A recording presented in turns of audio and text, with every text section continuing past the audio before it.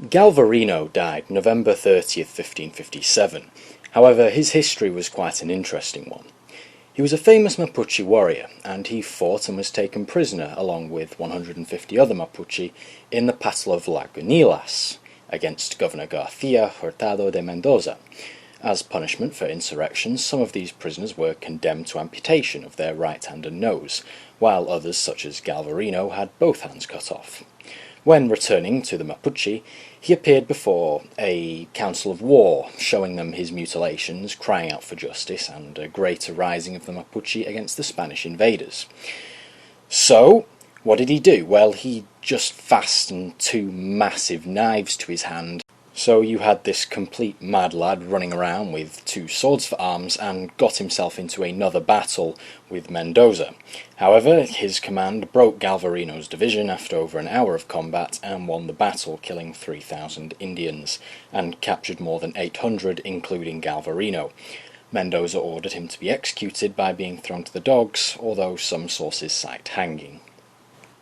The construction and the use of the Warwolf, supposedly the largest trebuchet ever built, was built by King Edward I when he was laying siege to a Scottish castle. However, before it was even built, the Scottish tried to surrender, seeing this behemoth of a trebuchet, to which Edward responded with a prompt no. In actuality, his response was, "You do not deserve any grace, but must surrender to my will." But in simple terms, this was, "I've built this trebuchet over 40 days, and I am most definitely going to throw some rocks," and proceeded to use the trebuchet against the castle anyways. Because, 30 wagons to transport it, 40 days to assemble, and they expected them just to pack up when they surrendered. Oh hell no, Big Ed's gonna chuck some rocks. The Defenestrations of Prague. The Holy Roman Emperor and King of Bohemia sent representatives to the Protestant city of Prague, telling them to convert to Catholicism. Well, they didn't take kindly to this offer and so defenestrated them, or in other terms, yeeted them out of the window.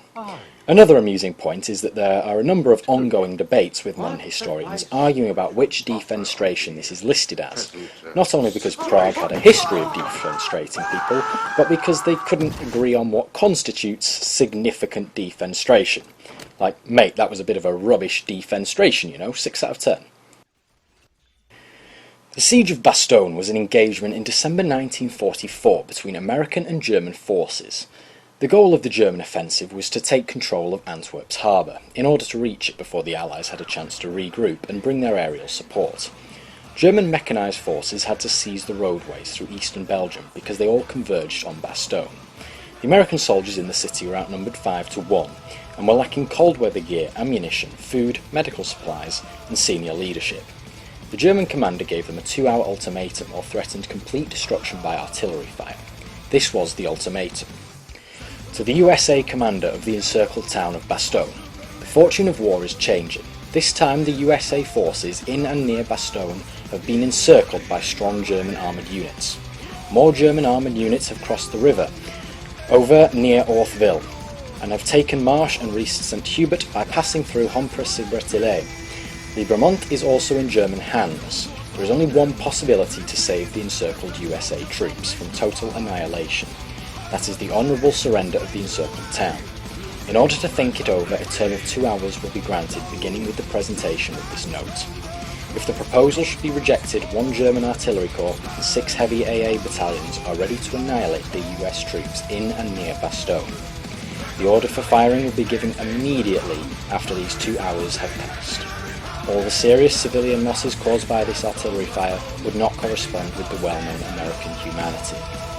The American response was simply nuts.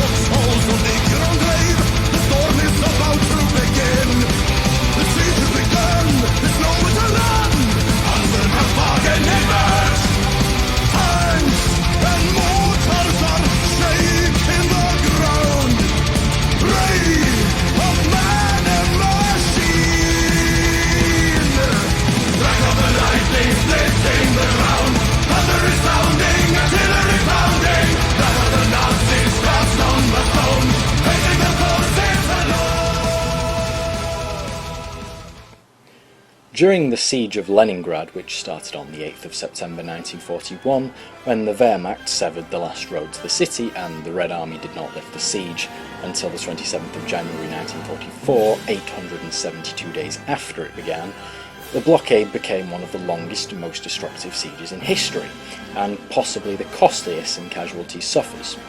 Some historians even go so far as to classify it as genocide. However, by the end, the Germans were convinced that everybody had died and that it was a dead city that they could simply march into.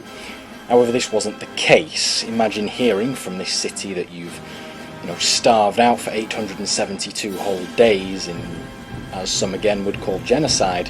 The city starts blasting back as a last FU to the Germans this song. It was broadcasted on radio, and so Nazi soldiers could hear it.